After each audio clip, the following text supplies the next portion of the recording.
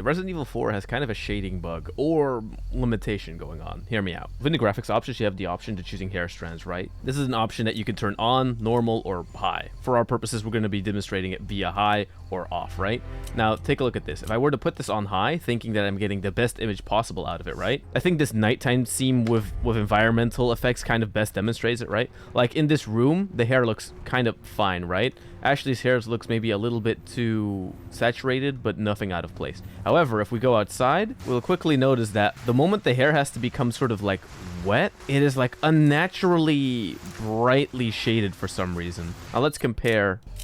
If you were to turn this setting off, we immediately see like a difference of how the lighting interacts with the hair.